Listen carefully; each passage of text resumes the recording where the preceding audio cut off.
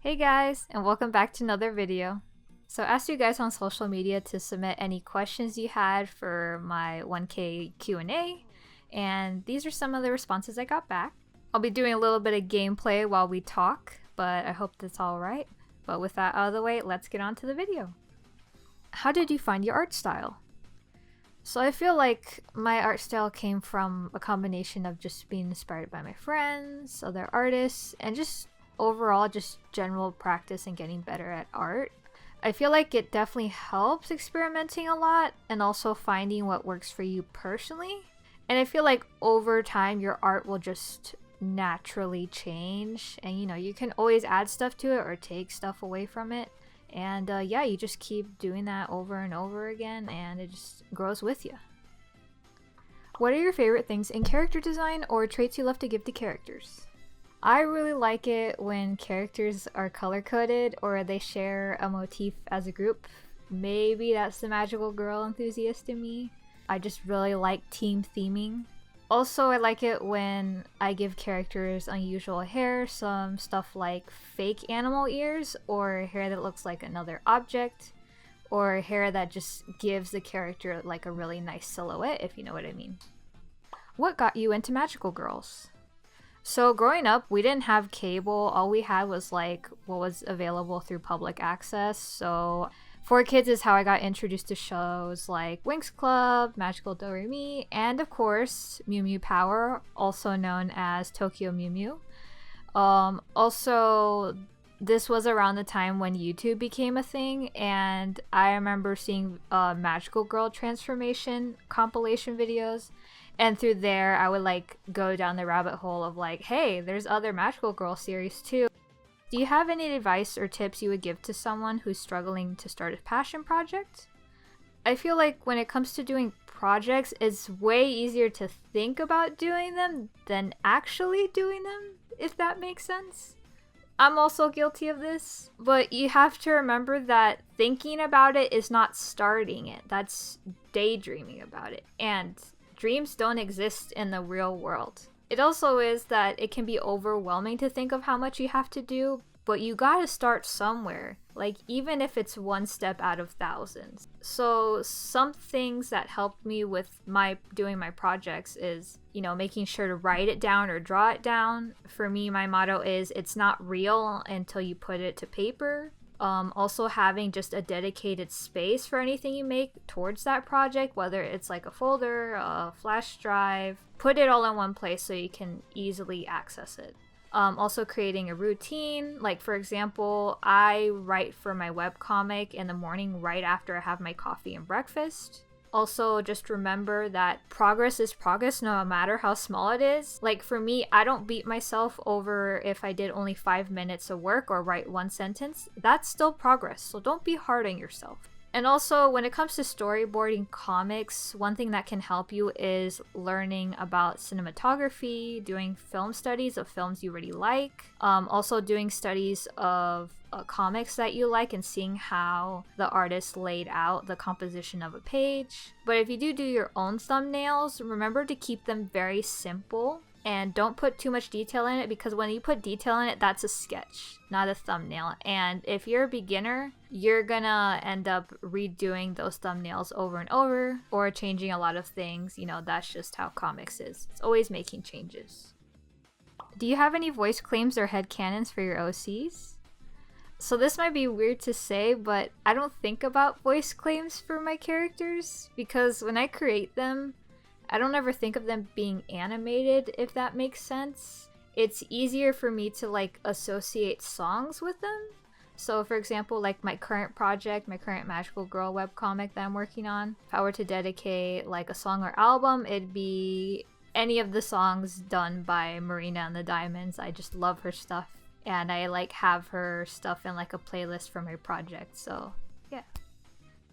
What was your journey to becoming a webcomic artist? So back in the day, I used to read a lot of webcomics, and I knew I wanted to be one too. I just didn't have an original story to tell it yet.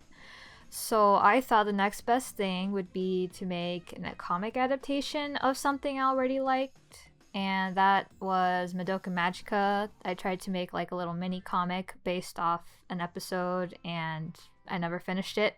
My first real web comic, my first finished comic, came about because I drew a picture and I kept thinking about it, and I'm like, oh, it'd be funny if I make a little comic based off of this. And even though that comic took me 8 months to finish, well, keep in mind this was during the pandemic, I finished it and I learned a lot from it.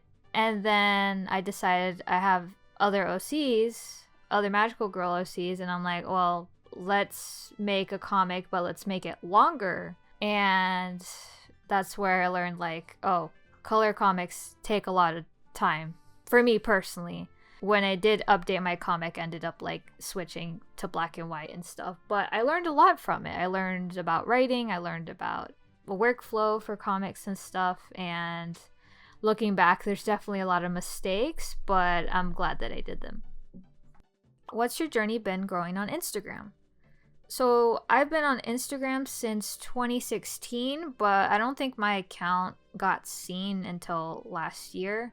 So back when like TikTok started to become a thing, both for like artists and other YouTube people, I started posting there. And then Instagram posted that, oh, we're introducing Reels. So I'm like, oh, I'll just repost my TikTok videos on Instagram too. Because like I can't make finished art all the time, and like my posts, you know, I was a small artist back then, my posts don't get seen because of how Instagram is. That's a whole other story. And like I had posted around like 100 reels at this point, and then one day my reels just got popular by chance, and then it blew up basically. And then my account got seen. But if it wasn't for me posting a short video, I don't think my stuff would have been seen. I've had more success with posting short videos than like my regular posts. That's just how it is. I think nowadays a lot of sites that host video are incentivizing people to make short form videos. That's kind of like the it thing now. And because not every artist has the time or energy to want to make short videos, there's like, I guess, less competition. I don't know, you just gotta keep at it. It worked for me because I've been someone that likes editing, so it works out. But yeah. I'm curious about that one project you were working on with the alien characters. Is there anything you're willing to talk about? So that was a side project I started working on after finishing my last comic. That was a while back, but basically the idea was an alien robot breaks away from their hive mind and gains autonomy. You know, pretty common robot trope for that kind of story. But I'm just like a sucker for angst and, you know, becoming human and humanity and, you know, all that stuff. If you don't know, I'm a huge robot fan, on top of being a Magical Girl fan. But for now, that story is on a back burner, but I'd love to revisit it someday and revamp it, because I would like to make a robot story, because I think they're cool. What books do you recommend to someone starting out in art? So this might be kind of a hot take, but if I was to start art all over again, I would just go straight towards the online tutorials for a couple reasons. One, they're free. Two, you can find tutorials by artists whose work you already like. And then also, sometimes the online tutorials simplify the subject better for beginners than some of the how to draw books I have. Like, some of the how to draw books really feel like that one meme with like the circle and the owl, if you know what I'm talking about. Fundamentals are important. I know that artists all say that, but I feel like if you're starting out, the technical stuff is really draining. I don't know, when you're starting something out, you should have fun with it before you get serious about it, if that makes sense. So you want to keep it balanced, you know, have fun drawing, but then also be open to seeing your mistakes and how you can improve on them. But that being said, if I was only to choose 3 books, it would be Anatomy for Sculptors, Color and Light, and Perspective for Comic Artists, and I'll link them down below where you can find them and who the author is. But yeah. Again, thank you for everyone that sent questions. And if you guys have any other questions or suggestions for a future video, you can always leave a comment down below. And as always, everything is linked in the description. But with that, thank you guys for watching, and I will see you guys next time. Bye!